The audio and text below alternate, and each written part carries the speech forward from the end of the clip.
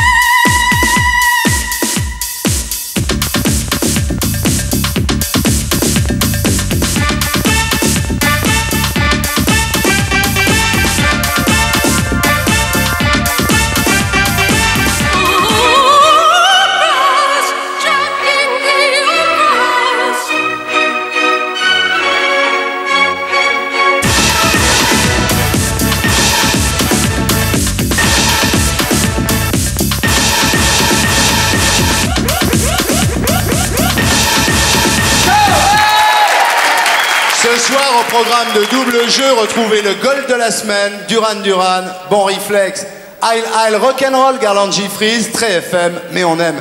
Le document de la semaine, Cliff Richards, la VO2, vous verrez. Manu Katché, le batteur des Rockstars, se met à chanter Change, plus les infos intox de Philippe Guérin, les sales blagues de Laurent Baffy, Philippe Corti, l'homme platine d'or, et en invité vedette, Darry Cole.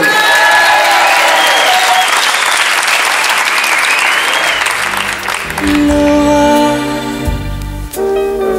souvenir d'un film noir et blanc. Bonsoir, beau légionnaire. Bonsoir. T'attends quoi, mon bichon? Je me détends avant d'aller bosser. Si tu veux, j'ai un truc. Tu fais pas de la télé, toi? Si. T'as Boujna dans ton émission? Ah non, je prends que des comiques, moi. T'as qui? La reine d'Angleterre. À Paris? À Paris, elle est tellement mal habillée qu'elle est venue à Paris se faire tailler un costard. Et puis? Et puis j'ai celle qui a astiqué d'autres bijoux que ceux de la couronne. Et maintenant, même la reine ne reconnaît plus personne en Sarah Ferguson. Sarah Ferguson, t'as qui d'autre, hein? Un mec génial. Un comédien qu'on voit jamais à la télé. Le problème, c'est que l'émission va durer 2 fois plus longtemps que d'habitude. Pourquoi? Bégaye. C'est Francis Perrin? Ah non, j'ai dit un comédien. C'est Darry Cole. Waouh! Darry Cole. Darry Cole. Mais dis-moi, ton émission, c'est pas celle où il y a de l'info et de l'intox? Absolument. Et toi, t'es de l'info ou de l'intox? T'as qu'à venir voir. Laura,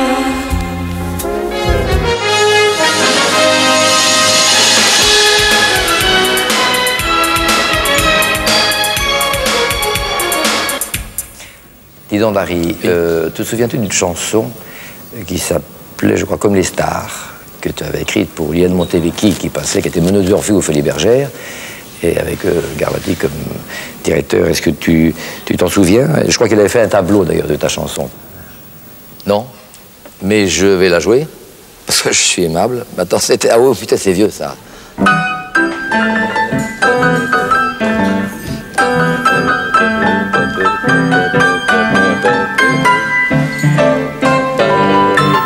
C'était ça, voilà, pauvre, etc. Chez toi, tu écoutes quoi? Quel genre de musique? J'improvise, je sais pas quoi, ça dépend si je suis de mauvaise humeur, ça va.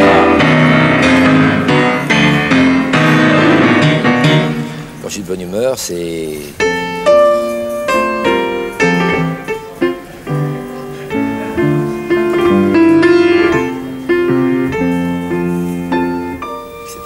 Raconte-moi ton meilleur souvenir. Souvenir. C'est quand j'ai rencontré ma petite femme. Et nous étions à table. Et en face, il y avait l'ancienne que je quittais.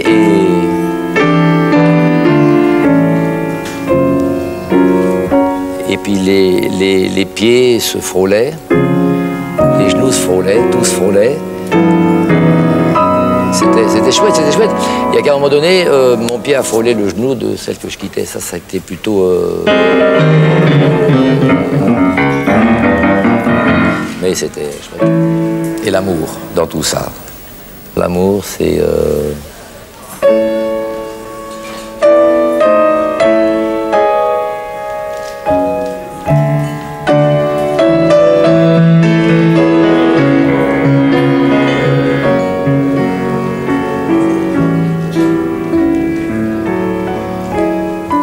L'amour, c'est sans fin, c'est comme ça, ce sont des vapeurs plutôt. Et Dieu dans tout ça, Dieu, c'est...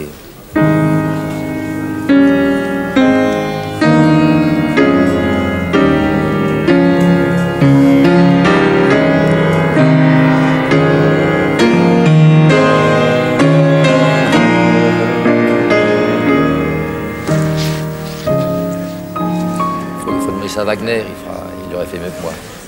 Et quel est l'état présent de ton esprit? Avec les tirades que j'ai au théâtre, c'est beaucoup plus...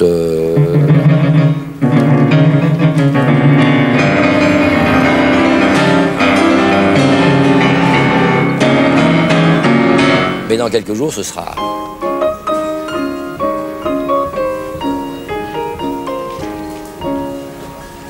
Voilà, ensuite. Oh non, non, non, non, non.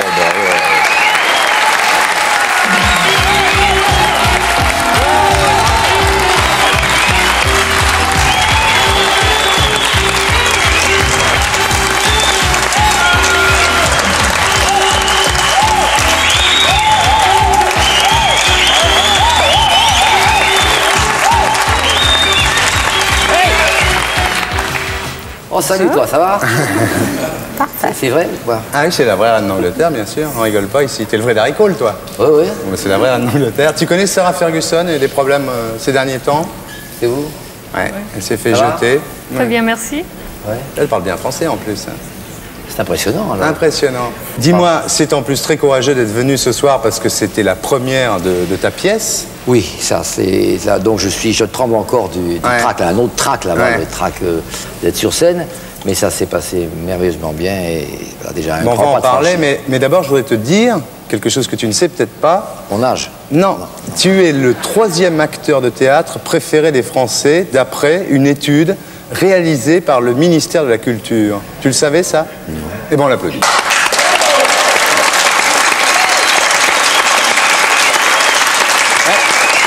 Bravo. Alors, on va parler de Nina, d'André Roussin, mis en scène par Bernard Murat, que tu joues au théâtre Gaîté-Montparnasse. Si tu avais 1 minute pour nous y envoyer voir cette pièce, qu'est-ce que tu nous dirais? D'abord d'emporter un mouchoir, parce que vous risquez d'abord de rire beaucoup, donc pour essuyer les larmes de rire. Et puis enfin, il y a quelques coins très sensibles où la comédienne merveilleuse italienne émeut beaucoup le public. Donc les larmes, il y a des fois des larmes, mais c'est surtout drôle. C'est Roussin. Roussin, il y a le drame et très vite au bout du rire. Enfin, ce sont des situations, la plupart du temps, pas tragiques, mais dramatiques. Alors voilà, donc les gens sont ravis parce qu'il y a pour tous les goûts. Alors on va prendre les choses dans l'ordre, Darry, si tu veux bien. Je vais te faire une interview première fois et tu vas un petit peu nous raconter tes premières impressions dans la vie, tes premières émotions, à commencer par ton premier nom, qui bien entendu n'est pas Darry Cole. Non, je m'appelle Darrico André. Alors, ton arrière-grand-père était le médecin de Napoléon. Est-ce que... Mais c'est vrai. C'est vrai? Mais comment tu sais tout ça? Ah, c'est vrai. C'est lui qui t'a donné le secret de l'éternelle jeunesse, parce qu'on peut dire ton âge quand même, non? Non, 66 ans. Bah ouais. 66 ans. Et, tu te rends compte? Et toute ma dent. Et toute, comme t'es bien à 66 ans? Non, je sais pas du tout, je ne me rends pas compte. Je suis bien là-dedans, Ouais. Le reste, j'ai un moral d'acier. Et il n'y a pas que ça non plus, mais enfin, par là. Quel est ton secret alors? Comment? Mon secret, rien. Je bois beaucoup d'eau. Ouais. Je bois beaucoup, j'aime la vie, j'aime chaque seconde de la vie, je la savoure depuis que je suis au monde d'ailleurs. Ouais. Mais on dit que les signes de la vieillesse ne marquent pas sur les gens un peu névrosés. C'est peut-être parce que tu es un peu fou alors que tu vieillis pas, non? C'est possible, mais non? je sais pas. Les choses n'ont pas beaucoup d'impact sur moi. Les bonnes d'ailleurs comme les mauvaises. Ouais. Si bien que ça glisse et je crois que quand ça glisse, tu as remarqué, quand on envoie des cailloux dans l'eau, que tu fais des ricochets, ça n'escanne pas la mer. Non. C'est joli ce que je viens de dire. Mais c'est pas mal. C'est joli. Alors voilà, donc je suis une mère et les ricochets ne m'atteignent pas. Ton premier souvenir, tu t'en souviens? Quand on m'a pendu par les pieds comme ça en me secouant, j'ai pas un souvenir charmant, mais puis après ça a été tout, ça a été la femme, la rencontre d'un corps de femme. Parce que finalement, tu as eu quand même un début de vie assez agité dans la mesure où ton père était un grand chirurgien du Pays Basque. Oui, ma vraie mère, j'ai jamais connue. Ma vraie mère, ma réelle, j'ai jamais connue. Étant issu de bourgeois basques, mon père avait fauté un petit peu quelque part et de ce fait, l'accouchement s'est produit loin du Pays Basque. Donc ma vraie mère, on me l'a toujours caché, mais c'est voilà, bon, on s'y fait à mon âge, si j'ai arrêté les recherches. C'est quand tu as appris ça, le premier choc de ta vie? Non. Parce que tu l'as appris vers l'âge de 10 ans, ça. Je l'ai appris un peu plus tard, mais le premier choc, c'est que cette dame, et je la comprends très bien, ne m'a jamais aimé. Elle a accepté de m'éduquer, mais elle ne m'a jamais aimé. Et là, j'en ai un peu souffert. Enfin, j'ai surtout souffert de la disparition de mon père, qui était un être extraordinaire. Donc il y a eu un vide quelque part, c'est certain. Mais et après, ça a expliqué qu'à 17 ans, m'étant fait émancipé, j'ai épousé une femme de 36 ans à 17 ans. Donc j'ai fait l'amour avec une femme qui était ma mère, pratiquement. Mais ta vraie mère, tu as tout fait pour la retrouver. Tu as dit une fois, tu as déclaré une fois, j'aurais acheté tout le Pays Basque s'il fallait. Mais c'est fabuleux, tu sais tout. Enfin, j'ai pas les moyens d'acheter tout le Pays Basque. Mais j'ai tout fait pour essayer. J'ai proposé des sommes assez importantes même pour la retrouver. Mais après, j'ai renoncé parce que c'était une chose secrète. Et d'ici à ce qu'on l'ait envoyé à Melbourne, il y a peut-être pas loin. Qu'est-ce qu'il y a à me fixer comme ça? Il y a quelqu'un qui me fixe là-bas. Ah, c'est un portrait, c'est une photo. Je m'excuse. Ton premier flirt, tu t'en souviens? C'était ma nourrice. Ouais. Mais je m'en suis lassé quand j'ai plus aimé le lait. Ouais. Et puis, j'ai toujours été amoureux. Je vais de flirt en flirt. En fait, j'ai une petite fille, une petite Cambodgienne, de qui j'étais très très amoureux. Nous allions tous les deux dans les toilettes. Enfin, je vous dirai pas tout, j'arrête là. Ta première cuite? La première, donc c'est avant les 4000 autres. Attends. La première, c'est... j'ai vu plein de... J'étais en voiture. Et j'ai vu 10 000 voitures qui venaient vers moi. Et moi, j'avais 46 volants. Enfin, c'était très pénible. Et ta première expérience sexuelle? Ça s'est passé avec une putain charmante, bien belle, d'ailleurs espagnole. Ça s'est passé à Pigalle. À l'époque, il n'y avait pas de problème, il n'y avait pas de crainte à avoir, tellement. Et puis... alors, ça a duré exactement 14 secondes. Tout compris. Et cette femme est tombée amoureuse de moi. Elle avait donc son macro, elle avait son gigolo. Et j'étais agréé par les deux, et j'ai pas vécu. Elle m'a éduqué, c'est un mot très laid, c'est un verbe très laid, quand ça parle d'amour. Mais j'ai fait mes armes, j'ai fait mon service militaire avec elle pendant 2 ans. Et quand j'allais au conservatoire, venant de Belleville, j'allais donc gare Saint-Lazare, et le 26 passait dans le bas de la rue des Pyrénées où elle habitait. Et je partais 1h30 avant pour « Bonjour madame, alors qu'est-ce qu'on fait aujourd'hui ?» Et alors elle me disait elle tatoue on se calme. Oui, on n'apprend pas en amour, mais elle m'a en tout cas aidé à pouvoir tenir, enfin c'est très laid aussi de dire tenir, de pouvoir être valide pendant longtemps. Ouais. Voilà. Ton premier succès, ton premier vrai succès? Oh ça a été, je crois que ça a été le film avec Guitry. Assassin voleur, dans lequel je me trompais de salle d'audience. Et le triporteur, c'est venu après? Très vite après. Ouais. C'est quand même un énorme succès, ça. Ça a été un gros truc, oui, mais après j'aurais dû m'arrêter. Enfin, j'aurais dû m'arrêter, comme ça je serais resté sur un gros succès. Mais après, j'ai fait 120 quelques films. On va en parler. Oui. Ton premier procès? Oh, c'est délicat. C'est pas un procès, non. C'était le divorce avec ma femme qui était... Puisque je me suis marié, j'avais 17 ans, elle avait 36 ans. Et 2 mois après, la pauvre, je la trompais comme pas possible. Ce qui était normal. En fait, c'est normal vu la différence d'âge. Il a fallu divorcer. Ouais. Ton premier mariage, c'était celui-là? C'était celui-là. Et le deuxième mariage? Ah, ça fait 36 ans qu'il a eu lieu. Tu t'es marié 2 fois? 34 ans. Tu t'es marié 2 fois? Oui, maintenant, si ça te dérange, je peux y aller maintenant. Je me reste encore un peu, là. D'accord. Ta dernière volonté, ça serait quoi? De n'en avoir jamais. Oui. Dans un prolonge, en tout cas. Est-ce que tu crois que le paradis ressemble à Euro Disney? Oh, je crois que c'est mieux. Ouais. D'abord parce que c'est moins cher. Ouais. Et puis, je crois qu'il y a beaucoup plus de jeux, il y a beaucoup plus de grandes joies, alors, en tout cas. Et est-ce que tu crois que l'enfer ressemble à Mirapolis? L'enfer, il faut y croire d'abord, pour s'imaginer. Or, j'y crois pas tellement. Mirapolis, tu y es pas allé? Non, mais j'y crois. Mais je vais te montrer un truc, tu vas voir. Oui. Regarde, prends ton petit télé, regarde. Le colosse avait les pieds d'argile et une peur panique des souris. Avant même l'arrivée d'Euro Disney, il tire sa révérence. Le parc Mirapolis ne réouvrira jamais ses portes. La note est salée. Les propriétaires perdent leur mise initiale, soit 115 millions de francs. Pour eux, il y a urgence à récupérer une partie de cet argent. Nous sommes des investisseurs, des banquiers, pas des exploitants. On se retrouve pour pouvoir recourir notre créance propriétaire de 82 hectares. Bien évidemment, il faut que nous nous en séparions. Donc, ils sont en vente. Situés sur la ville nouvelle de Cergy-Pontoise, siège de nombreuses multinationales, les terrains sont idéalement placés. Cela n'a pas échappé au gestionnaire du patrimoine de la reine d'Angleterre, la femme la plus riche du monde. Je pense que la reine Elisabeth possède des collections d'art extrêmement importantes, des résidences, notamment à l'île Moustique, des terrains aux États-Unis, de nombreux terrains en Angleterre, de nombreux immeubles, et pourquoi pas, bien sûr, ces terrains de Mirapolis qui pourraient représenter un intérêt pour un investisseur. Ces tractations sont bien évidemment menées dans le plus grand secret. C'est la Gullek Limited, une société immobilière dont la couronne britannique détient la majorité, qui réalisera la transaction. Cet investissement a été révélé pour qui sait lire entre les lignes dans le livre Elisabeth et Philippe. Plusieurs passages font allusion à un projet d'acquisition de terrain en Normandie. Dépités par l'échec de Mirapolis, les riverains n'apprécient guère l'initiative royale. J'ai rien contre elle personnellement, mais enfin, ils nous achètent déjà toutes nos belles maisons en Normandie. Qu'est-ce qu'elle est venue faire là, la reine d'Angleterre? Je me le demande.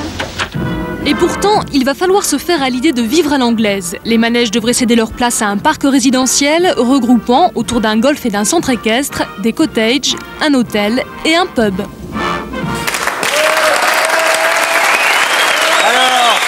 La reine d'Angleterre rachète les terrains de Mirapolis. La reine d'Angleterre, les terrains de Mirapolis. Est-ce de l'info? Est-ce de l'intox? Dari à l'oreille. Que je te dis si c'est vrai. Voilà. Ah bon? Il faut le dire vraiment? Ah non, tu me l'as dit maintenant. Ah bon, d'accord. Mais tu veux pas être un peu plus précis? Si, vas-y. Ouais. Est-ce de l'info? Est-ce de l'intox? Majesté, à vous de jouer. Je n'ai pas été prévenue, je ne me suis pas déplacée, donc je pense que c'est de l'intox. De l'intox. Sarah? Oui, je crois que c'est de l'intox. De l'intox aussi? Oui. Vous êtes sûrs toutes les deux? Oui. Qu'est-ce que tu m'as dit, toi? Vrai. Vrai, toi. Tu commences très fort. On écoute l'expert, Philippe Guérin.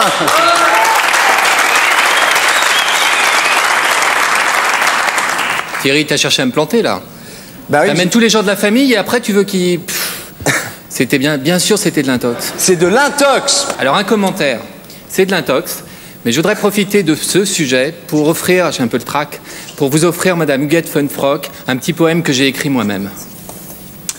Ô toi Huguette, la star des sosies, face à ceux qui te guettent, ô toi Huguette, qui sais ne pas crier quand on te fouette, j'aimerais te faire un baiser. Merci. Oh, bravo!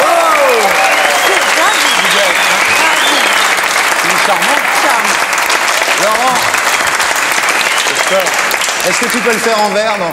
Je vais te donner le score envers et contre tout, ça fait 1 partout pour la vieille peau et la pute. Ah. Alors Dari, il y a 2 clichés qui t'ont rendu célèbre. Eh oui, c'est d'abord ton bégaiement, enfin ton ex-bégaiement, parce que tu bégais plus du tout. Et puis c'est oh là là, petit canaillou. Oui. Tu peux nous en faire un là, de oh là là, petit canaillou, pour mémoire, quoi. Et oh petit canaillou, je sais plus le faire. Ouais, tellement j'ai honte d'avoir fait ça. Mais pourquoi t'as honte? C'est un grand classique. Mais je ne sais pas pourquoi je l'ai dit ça. Je sais pas dans un film, dans le Triporteur, je crois. Ouais. Avec les motards qui m'arrêtaient. Petit canaillou, petit canaillou. Alors les gens, machin. Alors tout le monde me dit qu'est-ce que je vous imite bien, hein, petit canaillou. Alors, tant que... Alors, c'est vrai que le bégaiement, au départ, a commencé un jour où une vieille tante, pour te punir, t'a pendu par les pieds du 3e étage au-dessus du vide. 2e. 2e. Qu'est-ce que ça aurait été si ça avait été le 3e, d'ailleurs? Non, le 4e plutôt. Oui. Mais oui, j'ai fait une blague idiote. D'ailleurs, depuis je fais plus jamais je fais la moindre blague, ayant horreur de ça. Un jour, je m'étais caché derrière les colonnes de l'église de Menton. Et je m'étais caché, j'avais un revolver, j'avais une tenue de cow-boy. Et au moment où elle passait derrière le pylône, je surgis, haut les mains, en hurlant. Et la pauvre chérie, elle a failli claquer, elle est tombée dans les pommes, tout ça. Ouais. Et donc, elle m'a accompagné à la maison pour me punir. La bonne qui est au courant m'a pris par la peau des fesses. Elle aurait pu vérifier si mes boutons de culotte tenaient toujours. Oui. Mais elle m'a suspendu pendant 2-3 minutes du 2e étage, ce qui est très méchant. Ouais. Et ce qui m'a fait bégayer et de bégayer. Mais ceci dit, j'ai un bégaiement beaucoup plus mental que buccal. Oui, parce que tu dis tout se bouscule dans ma tête, c'est pour ça. Pendant que je te parle là, je pense à ce que j'ai fait ce soir au théâtre. Ouais. Je pense à demain les trucs à améliorer. Je pense à ta femme, à ta déclaration d'impôt. Tout ça, je pense à... Et alors, au début de ta carrière, donc tu étais le bec de service, et on te disait, d'ailleurs les gens te disaient, écoutez, le texte c'est pas grave, vous mettez dans un coin, vous bégayez, ça ira très bien, quoi. C'était aux Trois Baudets, oui. Aux Trois Baudets, je joue du piano, et entre les numéros, je devais essentiellement raconter des histoires pas drôles du tout. Mais les gens riaient uniquement sur le bégaiement. Alors, je racontais une histoire, je sais pas, un monsieur fait de la pêche sous-marine. Et là, je disais que ça pendant 2 minutes. Mais alors, ce qui est formidable, c'est quand je rencontrais un vrai bègue, pour se dire bonjour à tous les deux, en revanche, il nous faut environ un quart d'heure. Ça dure un quart d'heure, parce que le bègue, moi, un bègue face à un bègue, il se dit, merde, je bégaye aussi, et ça crée des problèmes. Et là, alors depuis, quand on voit un bègue et qu'on sait qu'il est bègue, on s'évite. Est-ce qu'au lit, tu bégayes ? Parce que pour une femme, ça doit être formidable, ça doit augmenter le plaisir de l'attente. Si t'es là devant elle comme ça, en train de lui parler, puis tu te mets à bégayer, ça doit... Je crois que je suis trop occupé à autre chose. Si ça augmente le plaisir de l'attente, il n'est pas avec une femme. Hein. Ouais, d'accord, bravo Laurent. Non, je crois que je suis occupé à trop de choses pour bégayer à ce moment-là. D'ailleurs, en amour, en fait, on ne parle pas, donc je suis sauvé. T'as essayé les orthophonistes, non? Non. La psychanalyse? Non, non. Et ça t'a passé comment? Non, j'ai essayé le tir à la carabine, mais c'est tout, quoi. Ça n'a aucun rapport. Mais tu l'as vécu comme un avantage ou un handicap au départ? Un handicap, non. Un handicap, il est évident que déjà la gueule n'est pas fameuse, mais si en plus ce qu'il en sort, ça n'ajoute pas d'une manière normale. Ouais. C'est ce que Laurent Baffy est allé demander aux gens dans la rue, justement. Si c'est un handicap, si on peut y arriver quand on bégaye comme ça, Laurent Baffy, costard de star.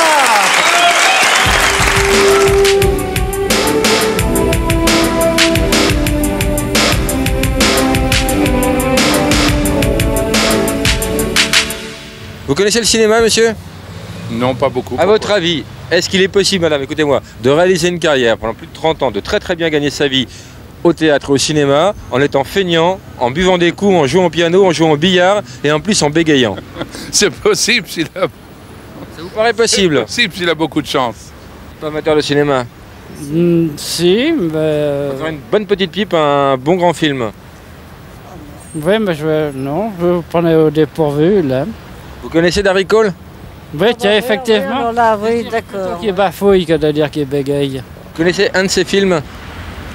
Oui, mais alors... Pour vous donner les titres de mémoire, si vous nous prenez comme ça au dépourvu, c'est 2 fois là que je vous prends au dépourvu. Il est en face de vous, il est sur le plateau, vous avez une question à lui poser? Je vous prends peut-être au dépourvu là. Vous m'avez empêché de le répéter. Il jouait dans le Tripoteur. Ah, c'est lui qui jouait dans le Tripoteur. J'ai bien ri dans l'émission. Oh, ben, il en a fait beaucoup avec Depardieu. Moi, j'ai bien aimé ses films. C'est un grand acteur. Qui? Un grand acteur. Qui? Darry Cole. Vous trouvez? Oh, pour moi. Si vous me demandez, je vous réponds. C'est un grand acteur? Oui. Oui. Vous êtes sûr qu'on parle du même? Ah ben écoutez, c'est le grand comédien qui fait beaucoup de choses en chanson et au cinéma. Non, le mien, il fait des navets, des mauvais films. Alors, excusez-moi, je ne le connais pas, alors. Darry Cole. Oui, Darry Cole, moi, je n'en connais qu'un, je vous dis. Lui aux lunettes, qui bégaye. Oui. Ouais, c'est lui. C'est pas un grand acteur. C'est pas un grand acteur. Bah, je le trouve amusant, il est comique. Non? Souriant. Souriant. Darry Cole, qu'est-ce que c'est? C'est un groupe Rasta. Un groupe Rasta? Daddy Cool. Ou Daddy Yard ou Daddy Cool? Darry Cole. Non, je connais pas vraiment. Pourtant, pas? Je suis dans le métier, je connais pas. Très grand groupe Rasta. De Jamaïque ou de France? Jamaïque. Non, je Kingston. Jamaïque? Non, je connais pas. Ils font du reggae. Film? Oui, me fait un peu. Darry Cole. Non, je connais pas. Darry Cole, qu'est-ce que c'est ça? Darry Cole. Darry Cole. Non, je ne connais pas, je suis médecin ORL. Si vous avez besoin de renseignements, ici, je donne tous les renseignements. Mais je ne connais pas l'haricot, les choses. Haricot, je connais parce que je mange. Mais les choses que vous parlez, je ne connais pas. Darry Cole. Non, je connais pas. Je suis médecin ORL, mais pas haricole. Je connais pas. Qu'est-ce que c'est ça? Daricole. Je connais pas. Daricole. Je connais pas le mot daricole. Vous comprenez? Laurent Baffy, costard de star. Alors Laurent, est-ce que ça t'a arraché le cœur? Non, c'était dur parce qu'il est aimé, il est populaire, et ça a été très très dur de faire un costard de star, pour une fois, parce que les gens l'aiment beaucoup. Ouais. Il est tu très, vois, hein. oui, très bizarrement, les gens vous aiment beaucoup, Daricole. Alors Dari, on va voilà. continuer ton histoire. En arrivant à Paris, tu t'inscris au conservatoire. Ouais. Parce que d'abord, il y avait ton frère, t'as un peu pistonné, non? Mon frère, oui, c'est-à-dire qu'il est passé par le conservatoire. Ton demi-frère? Oui, mon demi-frère, Pierre. Et non, pas du tout, pas pistonné du tout. Je suis rentré donc au conservatoire parce qu'il y avait des...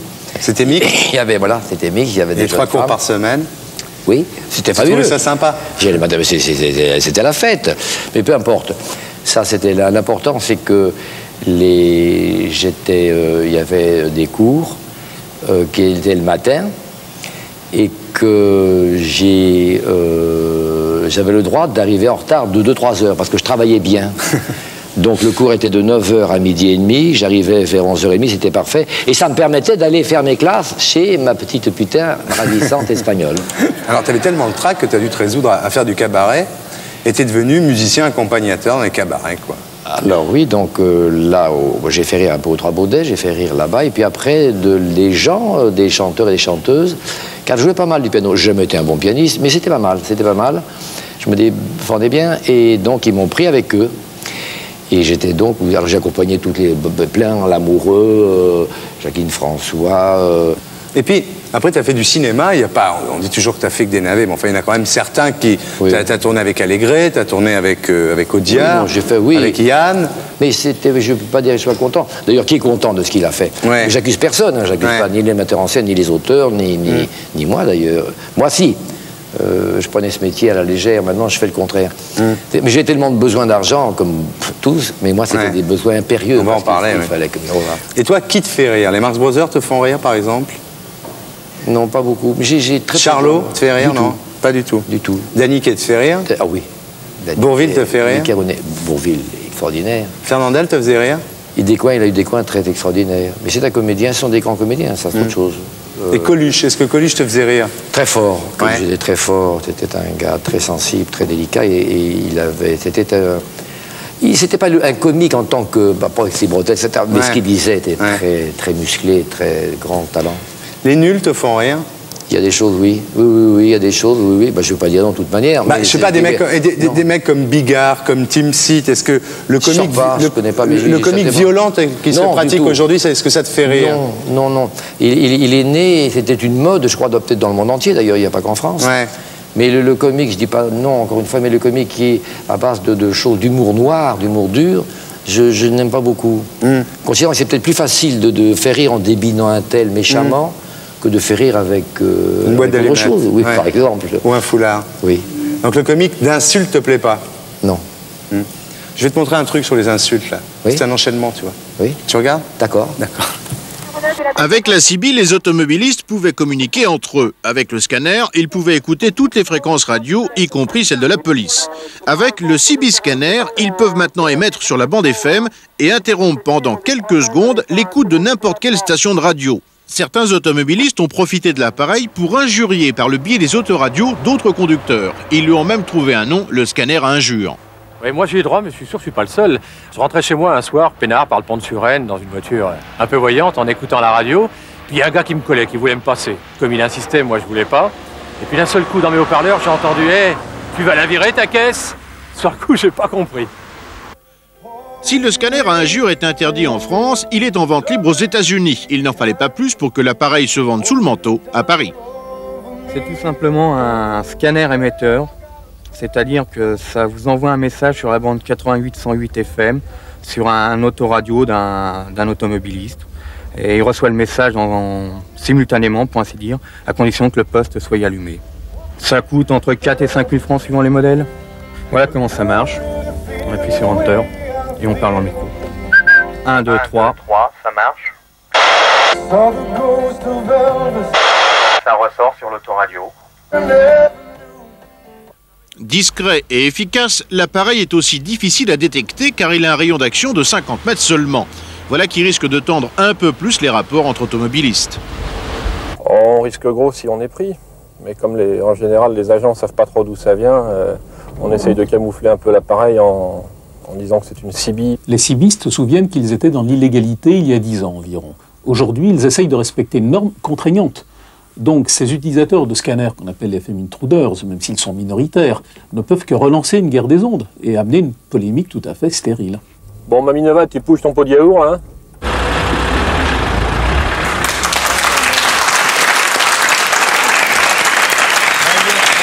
Un appareil pour insulter les autres automobilistes par radio.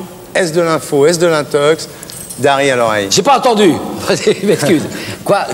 Un appareil pour insulter les autres automobilistes par radio. Est-ce de l'info? Est-ce de l'intox? C'est à vous de jouer, Sarah. De l'intox. De l'intox? Ouais. Et pourquoi? C'est trop facile. Ah bon, tu crois pas? Et vous, Majesté? Je pense que c'est de l'intox, parce qu'un appareil pour 50 mètres de distance, c'est... Ouais. Toi, tu m'as dit quoi? Ouais. Vrai, tu m'as dit. Ouais. Toujours fidèle à ta ligne depuis le début. Mais c'est très bien. Alors, on écoute l'expert, Philippe Guérin. Huguette, vous mériteriez que vous faites là. Vraiment, vous n'êtes pas gentil avec moi. C'était de l'intox. Ah, bonne médaille pour Philippe Guérin. Tu as un commentaire, mon filou?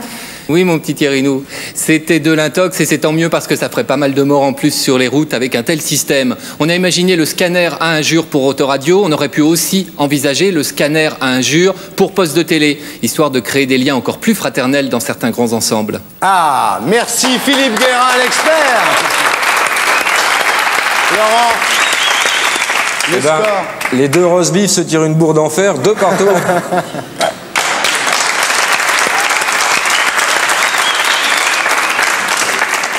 Alors Dari, dis-moi. Oui. T'as jamais vraiment exprimé de tes opinions politiques? Je t'ai jamais entendu prendre parti. Je suis apolitique, mais je vote. Ouais. Mais je suis apolitique. T'as voté pour qui, là, au régional, il y a 15 jours? Il faut le dire. Bah, je sais pas. Oui, bah, tu vois, plutôt un peu au côté droite, quoi. Ah bon, d'accord. Tu regrettes pas le Mitterrand, un peu, d'après la cohabitation en 88, un peu père de la nation, comme ça, au-dessus de la mêlée Je ne le regrette pas, j'ai jamais regretté, j'ai jamais souhaité, je m'en fous complètement. Qu'il soit en bonne santé, c'est... Voilà. Mais peut-être chez lui, plus qu'ailleurs, voilà. T'as jamais été tenté par l'idée monarchique, toi? Non, jamais. Jamais. Tu crois pas que c'est comme sur un terrain de foot, c'est-à-dire qu'il y a deux équipes, une équipe conservatrice, une équipe progressiste, et puis qu'il y a un arbitre? Non, non. Moi, je préfère tarte aux fraises. Ouais. De très loin. Ouais. On n'élit pas arbitre, le capitaine d'une des deux équipes. Ça t'a jamais tenté, cette idée? Jamais. Mais je sais pas, regarde en Europe, par exemple, tu sais que dans l'Europe de 93, sur 12 pays, il y aura 6 monarchies quand même. Ça te tente pas, ça? Non, mais j'attends de voir ça. Ouais, ça te tente pas? Non, ça me fera beaucoup rire, mais ça me tente pas du tout. Regarde l'Espagne, ça se passe bien, par exemple. Oui, je te remercie, mais j'ai... Qu'est-ce qu'il y a? Vous allez prendre vos petits médicaments. Mais quoi, je lui parle de la monarchie? Oui, mais calmez-vous, justement. C'est l'heure de vos petits médicaments. Je peux quand même lui parler de la monarchie? Non. J'ai quand même le droit de lui parler de la monarchie. Vos petits médicaments d'abord. Mais je lui parle de la monarchie, mais enfin, si j'ai quand même le droit de dire ce que je veux à la télé, quand même. Votre Majesté, il est temps de prendre vos petits cachets. Oui. Voilà. À ce point-là? Tout doux. À ce point-là? Tout doux. Et en direct, ça vous dérange pas, ça? Ça va mieux, là. Oui. Je me suis un peu... calmé. Hein? Ça va mieux, là. Je vois, oui. Ouais. Ça va passer. Ouais. Ça va mieux, là, ça y est. On peut continuer? Excuse-moi. Oui, c'est regrettable, mais c'est pas grave. Allons-y. Bon. T'as été un gros joueur? Oui, et à propos de cachets que tu as pris, tous mes cachets, ils sont passés, pratiquement. Mais tu compares le jeu à une drogue dure. Oui. Sans roulette, tu étais en manque, il fallait que tous les jours tu te retrouves devant une roulette. C'est une drogue. Ouais. C'est exactement... La seule chose, c'est que pour les drogués, il y a des maisons qui soignent les drogués, qui soignent les alcooliques. Il n'y a aucune maison, aucun asile, aucun hôpital qui soigne ceux qui jouent au jeu de hasard. Il n'y a pas de cure de désintoxication pour les joueurs. Impossible. Mais quand tu parles du jeton, on dirait un drogué qui parle de sa seringue. Tu le regardes, tu le touches, tu l'aimes. Parce que le jeton est quelque chose de miraculeux. Le jeton, c'est inhumain. Le jeton, c'est pas un billet de banque. Je suis sûr que les joueurs joueraient avec des billets de banque, il y aurait beaucoup moins de vrais joueurs. C'est le côté Monopoly. C'est magique. Le jeton est magique. Le jeton, on a un jeton et subitement on a 30 jetons. Un jeton, mettons, qui vaille 1 million de centimes.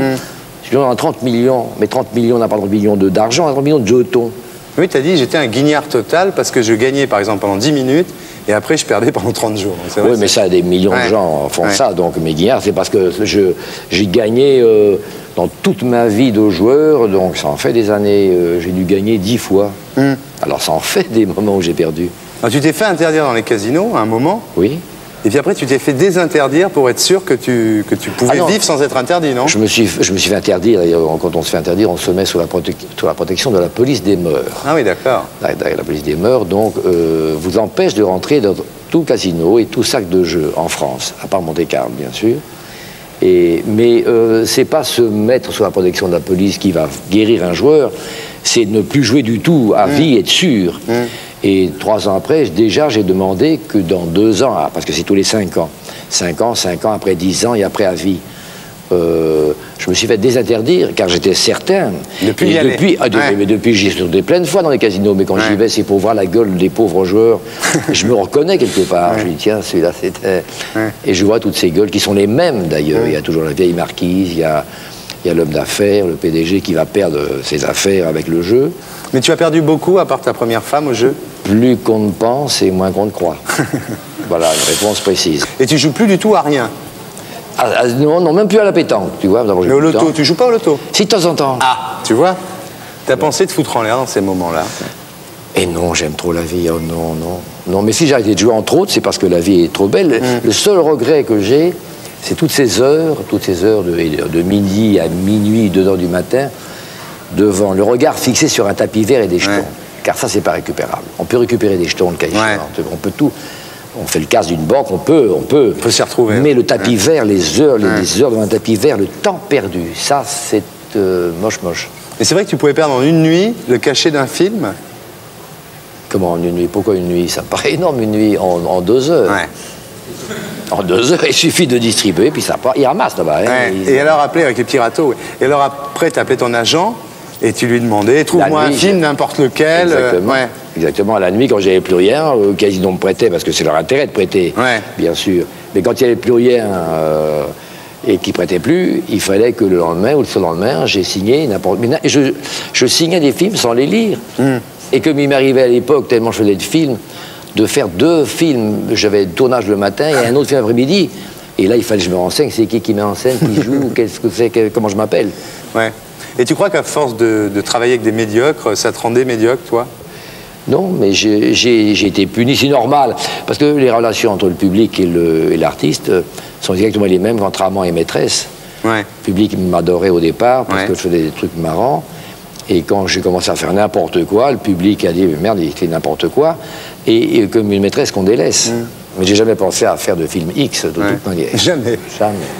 Ardeur, t'as pas pensé à être ardeur? Non, du tout, je suis trop frileux. Alors, il y a autre chose aussi, il y a le billard. Tu es un des meilleurs joueurs de France de billard. J'étais fort joueur. J'étais fort joueur de billard. Oui. Et alors, il y a un jeu que tu as inventé, mais il y a des adeptes, qui s'appelle la pétanque call. La pétanque call, oui, c'est un... Mais en Italie, les gens y jouent. Il paraît qu'à Lyon, il y a 6 billards. C'est un sport, c'est un sport national en Italie.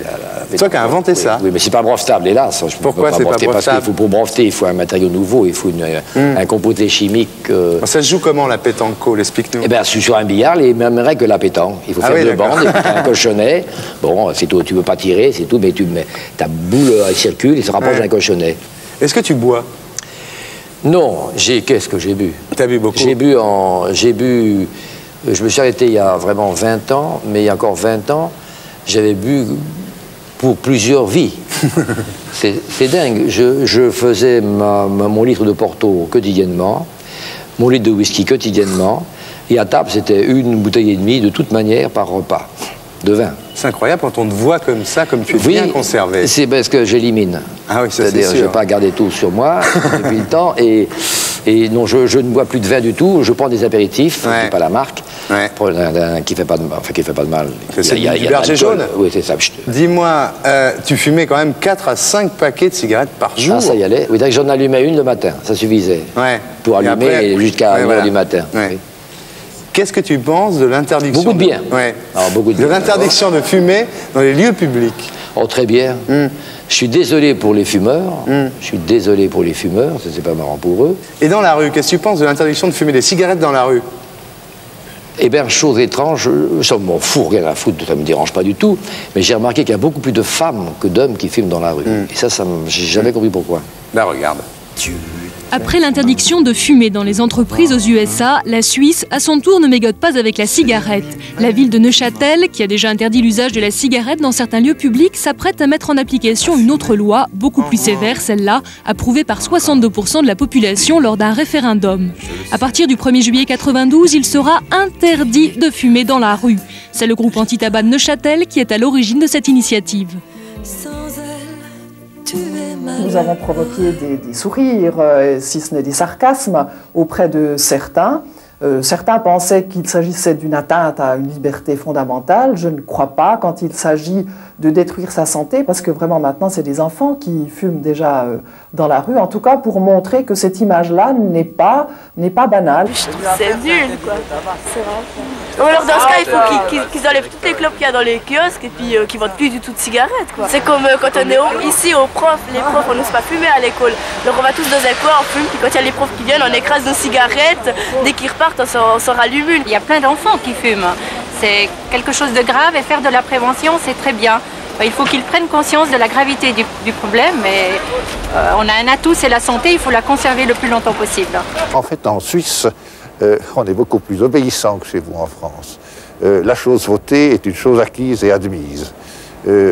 Donc peu importe les réactions que nous avions avant c'est le débat, après le débat c'est la votation, et le résultat de la votation, et tout le monde s'y soumet, on a vraiment, je crois, chez nous, l'esprit démocratique dans le sens le plus complet du terme.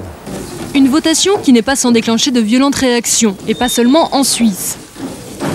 C'est incroyable que cette loi ait passé, c'est un manque de compréhension des autres habitants, et de toute façon, je continuerai de fumer dans la rue, ça je peux vous le dire. C'est une atteinte à la liberté individuelle qui est complètement intolérable. Moi, j'ai pas l'impression que j'emmerde les gens à fumer, et puis si ça les emmerde, après tout, ils aillent se faire foutre. Enfin, moi, j'ai le droit de vivre aussi, je suis un citoyen, je paie des impôts. Je trouve ça vraiment inadmissible. Ce sont des emmerdeurs.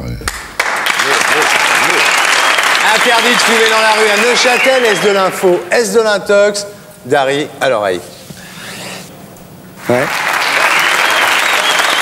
Interdit de fumer dans la rue à Neuchâtel, est-ce de l'info, est-ce de l'intox? Sa Majesté, à vous de jouer.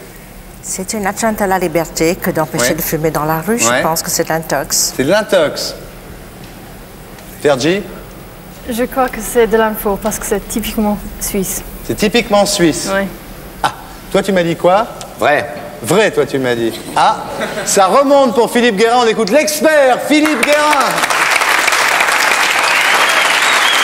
Allez, triomphe, allez, triomphe pour Philippe Guérin. Oh, triomphe. Huguette, qu'est-ce que vous voulez que ça pète entre nous ou quoi? Ça suffit, arrêtez de donner toutes les bonnes réponses. C'est de l'intox. Laurent, le score. Eh ben, la mal baisée a pris le pas sur la cochonne, 3-2 pour la reine. Alors Dari, depuis 25 ans, chaque fois qu'on lit une interview de toi, tu fais ton mea culpa. Tu dis, j'ai sabordé ma carrière à cause du jeu, mes études à cause des femmes, mes dons de musicien à cause du trac. Tu dis toujours, j'aimerais recommencer ma carrière. Pourquoi cette espèce d'autoflagellation comme ça depuis 25 ans? Oui, c'est idiot. Hein? Parce que ça sert à rien d'abord. Ça sert à rien. Et puis depuis tout à l'heure, je crois que ma carrière est repartie. Ah, alors t'es revenu au cinéma, t'as arrêté pendant 6 ans, et t'es revenu avec Moki. Ça s'est passé comment? Oh bah divinement, Moki, c'est un grand fou. C'est un mec, c'est un artiste, il vit dans un royaume un peu dingue. Et puis les tournages s'effectuent de manière tellement décontractée que... Tandis qu'il s'amuse, on a affaire à un metteur en scène qui s'amuse, donc notre patron s'amuse, c'est fabuleux. Ouais. Mais il a un ton à lui qui fait que ses films sont un petit peu toujours en marge des autres. C'est le Marco Ferreri français. Ouais, c'est vrai. Hein, il y a quelque chose. Alors tu as dit, j'aimerais jouer avec des jeunes, mais c'est vrai que leur humour un peu dur, un peu incisif, un peu violent, ça me fait peur. Non, oui, d'accord. Mais j'ai abordé avec un garçon qui a plein de talent, qui a fait du café-théâtre, qui a un nom, café-théâtre d'ailleurs, et j'ai fait un essai de manière à jouer une de ses pièces. Et puis, elle était trop folle. Elle était trop folle, les gens n'ont pas bien pigé exactement le but. Il y a quand même la gaffe. Oui. C'est pas de talent. Oui, ah bon. Et Baffy, tu l'aimes, Baffy? Oui, il est très gentil, il est très bien, c'est drôle, ce qu'il fait, c'est très drôle, ses reportages sont très chouettes. Eh ben, on va en voir un. Laurent Baffy, le Baffy Show.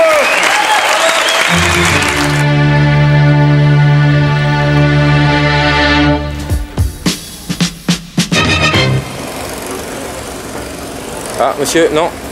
Les barbus rentrent par la porte de droite, s'il vous plaît. Pardon? Les barbus? Les barbus.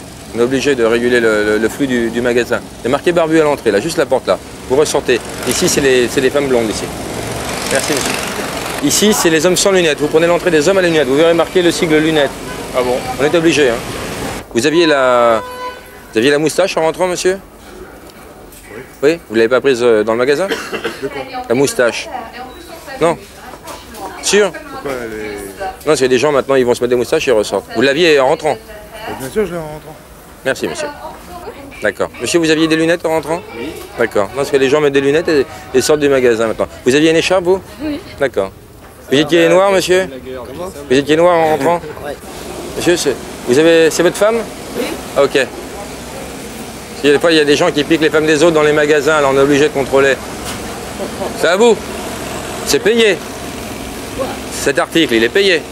Ok, merci. Oui. Madame a piqué un truc de moins de 100 francs, donc tu l'emmènes... Je l'ai pas piqué, mais enfin, il est tombé... Non, mais il faut dire à la vendeuse. D'accord, c'est peut-être la vendeuse. Quoi qu'il en soit, nous on a des lois très strictes, donc tu l'emmènes dans le bureau et tu lui bois un peu la gueule. Hein.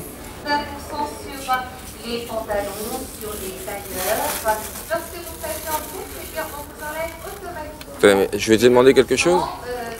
Je me gratte. Je me gratte, vous me sortez des paquets, j'en ai rien à foutre, moi vous pouvez piquer tout ce que vous voulez. Non là c'est bon, vous avez tout payé? J'ai rien pris. Ah bon? Allez-y, repassez. Ah oui, non, regardez, je sais. Vous avez des plombages, parce que des fois ça fait ça quand les gens... Ouvrez la bouche, voir, ouvrez la bouche. Oh le bordel là-dedans. Ouvrez la bouche encore. Ok, ah, vous montrez vos plombages à la caméra, comme ça il n'y aura pas de... Vous voyez la caméra là? Allez, ouvrez la bouche là, et vous filme. Voilà. C'est des plombages, elle n'a rien piqué, la dame. Ouvrez la bouche, regardez. Oh là, le boxon là-dedans. Ouvrez la bouche. En grand. Oh, le bordel, c'est immonde ce truc. Ouvrez encore. C'est gentil, je fais 13 plombages, mais... 13? Ouais. C'est ça. J'ai rigolé? Mettez la main dans la bouche et repassez. Retirez la main. Voilà. Alors passez en mettant la main devant la bouche. Allez-y. Non, sinon c'est... Ah, vous avez sonné, monsieur. Repassez. Repassez. C'est la casquette. Retirez la casquette. Ah bon. Repassez. Non, regardez, ça sonne plus. Mettez-la sur la tête. Repassez. Ah, vous voyez. Retirez-la.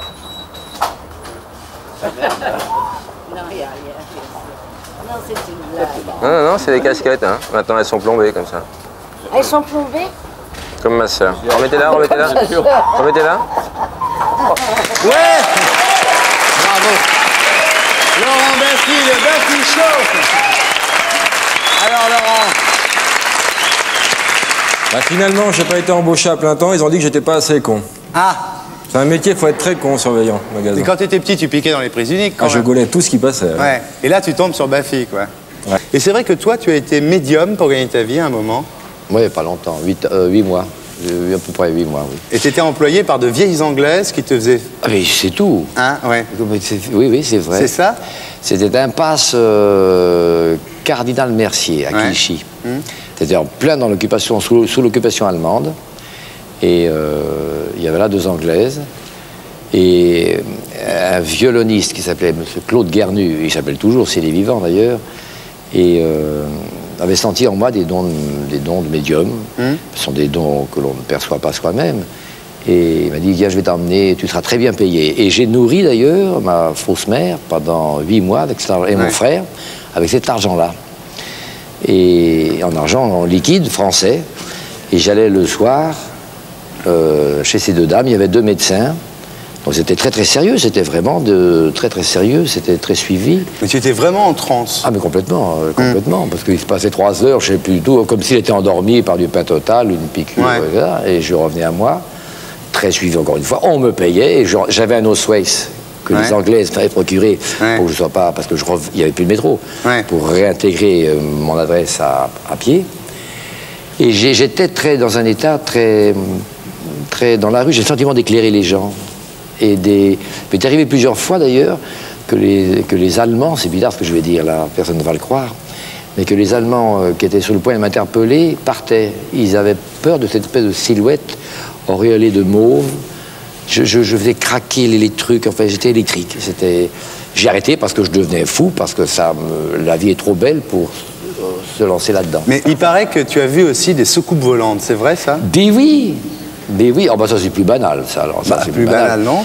J'en ai vu très nettement une, je ne suis pas sur la deuxième, mais j'en ai vu une. Ça c'est à l'époque où... Bah oui, justement, c'est la question que j'allais demander. Est-ce que la première, c'était pendant l'époque où... Ah non, non, du tout. Ah bon? Non, là, c'était les voitures qui avaient 6 roues, mais non, quand je buvais, non. Celle que tu as vue dans l'Estérel, par exemple. Tu étais avec une chanteuse... Qui s'appelle Souris.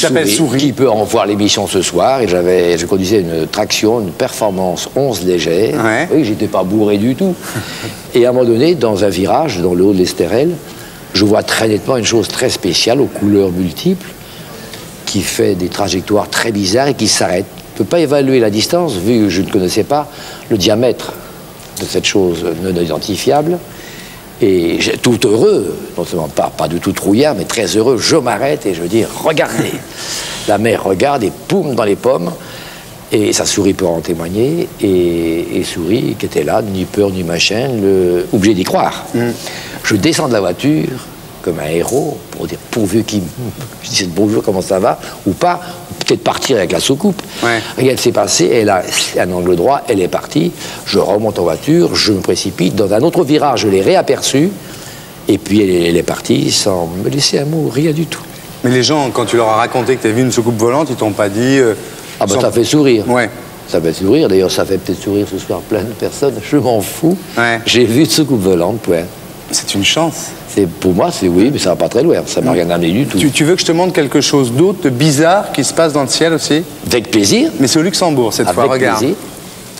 Les Luxembourgeois ont un sens de la propriété particulièrement développé. Après s'être distingués en concentrant le plus grand nombre de banques au mètre carré, le Grand-Duché s'est mis en tête de privatiser le ciel.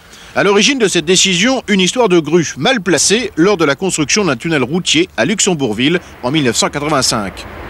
Quand on avait terminé une grosse partie de l'ouvrage et qu'on devait continuer par un viaduc, les propriétaires des gens à la sortie du viaduc nous ont fait les reproches de monter une grue à tour qui passait au-dessus de leur jardin et nous ont dit que c'était interdit au Luxembourg. Bref, la grue, haute de 50 mètres, empiétait sur le bout de ciel qui revient de droit aux propriétaires. Elle mettait leur sécurité en péril, l'affaire a été portée devant les tribunaux. Nous avons trouvé que le Code civil nous garantissait contre tout trouble porté à notre propriété, que ce soit directement ou indirectement au-dessus. On a violé notre espace aérien. Les arguments de la défense ont été retenus et les plaignants l'ont emporté. La grue n'eut plus le droit d'être actionnée sous peine d'une très forte amende. Personne n'ayant contesté le jugement, c'est un cas de jurisprudence. Et aujourd'hui, n'importe quel citoyen luxembourgeois pourrait interdire le passage d'une grue au-dessus de sa maison, un droit qu'il ne partage pas avec son voisin français. Il a été décidé en France, et une seule fois à ma connaissance, que comme c'était une emprise provisoire sur votre terrain, eh bien vous ne pouviez pas vous plaindre. Ça a été jugé à Rouen en 1982. Dans tous les cas, le tribunal grand-ducal privilégie les intérêts privés à ceux d'utilité publique. À ce titre, mieux qu'une grue, les Luxembourgeois pourraient interdire le passage au-dessus de chez eux d'avions jugés trop bruyants. L'affaire est restée discrète, si bien que ce peuple-là n'a pas conscience que le ciel lui appartient. Aujourd'hui, les Luxembourgeois sont propriétaires de l'espace aérien au-dessus de leur maison.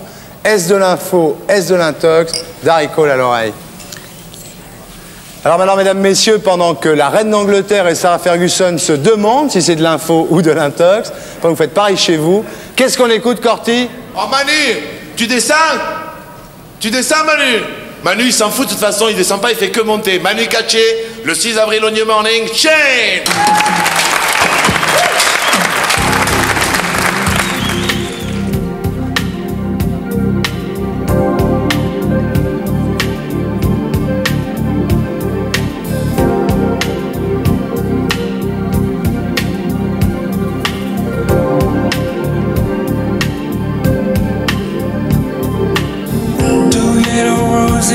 Rather in the spring, and the yellow leaves fall in winter. Two little children grow up overnight, and their smooth skin turn to wrinkles. Who will answer? Who, I wonder. Who will answer? Who, I wonder.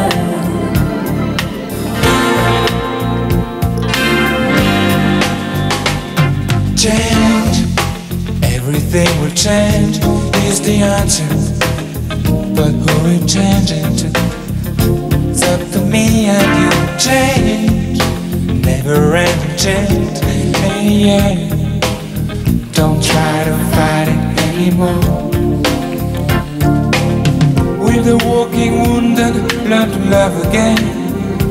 And a drunkard give up drinking? Will a broken soldier walk away from war? Can a cynic keep from sinking? Who will answer? Who, I wonder.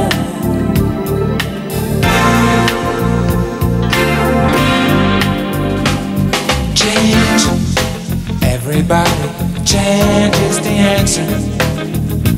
Who we changing to? It's up to me and you. Change, never ending change. Yeah, yeah. Don't try to fight it anymore.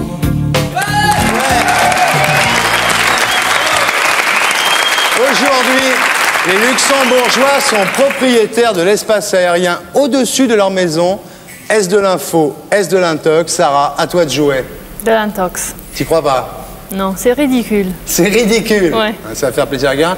Et vous, Majesté? Je pense que c'est de l'info parce que le sens de la propriété au Luxembourg, c'est possible. À cause des banques? Ouais. Toi, tu m'as dit que c'était de l'info, hein? Vrai, oui. Vrai? Bon, on écoute l'expert, Philippe Guérin.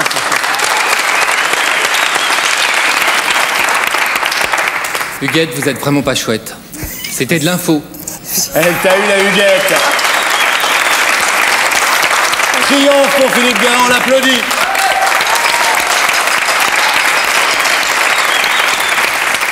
T'as un commentaire, mon filou? Non, sur ce sujet, j'ai aucun commentaire à faire. Par contre, mon petit Thierry, figure-toi que ce soir, avec toute l'équipe, nous sommes heureux de fêter le 100e sujet Info Intox depuis le début de cette émission. Bravo! Bravo! On applaudit Philippe Guérin. Je te propose, l'expert. Je te propose. Je te propose. Je te propose, Thierry. Je te propose, mon petit Thierry, après de venir, on fait toute une boum dans le cadre. Ouais. Vous pouvez même venir le public, on se réunit tous, on va manger un gâteau et boire un peu de champagne. Mais je viendrai volontiers.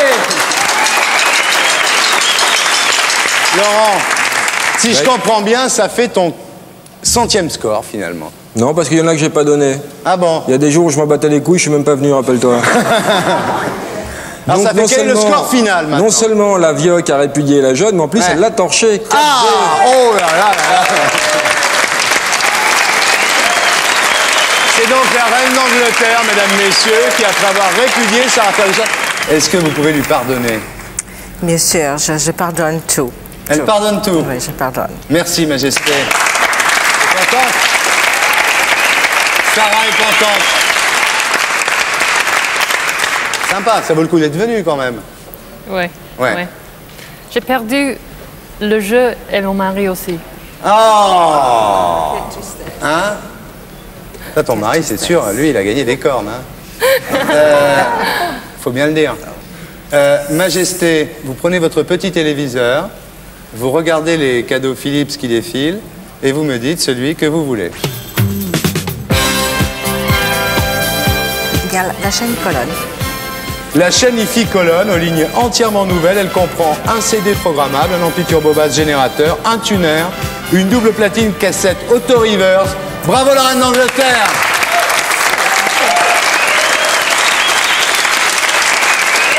Alors Gary,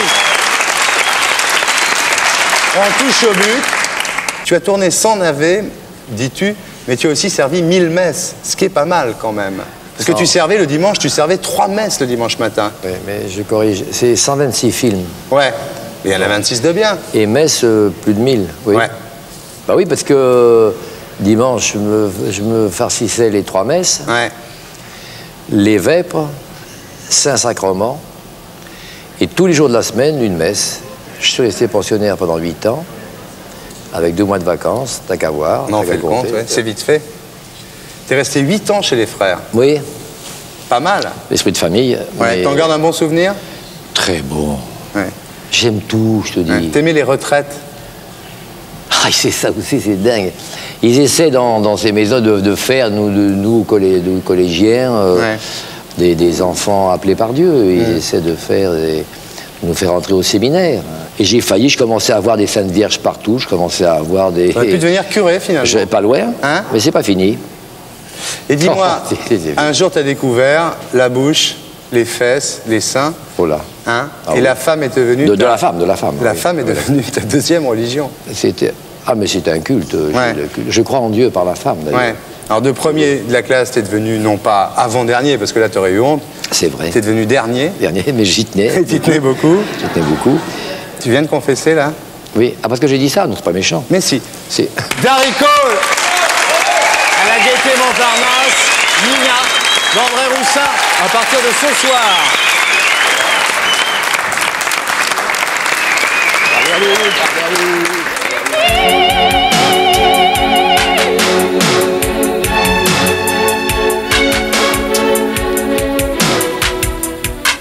Darry, inutile de te demander si tu es favorable au divorce. Très pour quand c'est utile, et je regrette qu'au divorce, il n'y ait pas de repas aussi copieux que au moment des noces. L'homosexualité? Je suis de égalité. Non, pas moi, non, mais enfin, je trouve ça d'une banalité tout à fait normale, absolument normale. Tu as eu des expériences homosexuelles toi-même? Jamais, mais dans le bouquin que j'écris, une fois j'étais bourré avec mon cousin, mais c'est trop long à expliquer. Nous avons fait, mais bourré, je dis bien archi bourré, on a essayé tous les moyens pour, et c'est absolument, moi personnellement, je ne peux plus du tout, et mon cousin non plus, non, du tout. T'as jamais recommencé? Du tout. Est-ce que tu es pour la peine de mort? Des fois, il la faudrait. La plupart du temps, non, mais des fois, elle serait très utile. Dans quel cas? Dans le cas de gens qui font vraiment du mal aux autres et qui méritent une sanction et qui peuvent récidiver surtout. Le cas des violeurs, de toute cette espèce de race de gens qui font du mal et puis qui peuvent recommencer. Quels sont tes tabous? Aucun, j'en ai pas. Tu es prêt à tout? Oui. Même l'inceste? Ah bah non, c'est pas question, ah bah non. Pas tout, c'est un grand mot. Je dis tout, c'est pas un tout majuscule, c'est un petit tout. Est-ce que tu crois en Dieu? En quelque chose qui nous dépasse, c'est évident, oui. Ah oui. Est-ce que tu crois que Dieu t'a donné plus de dons qu'à d'autres? Je sais pas, mais d'après ce que les gens disent, peut-être un peu plus, quoi, les autres. Est-ce que tu crois en Saint Antoine de Padoue? Oui, l'enfoiré. Qu'est-ce qu'il t'a fait? Il m'a fait retrouver des tas de trucs. Et à chaque fois que je perds quelque chose, je m'adresse à lui. Et quand je ne retrouve pas, il a affaire à moi et là je l'engueule très sérieusement.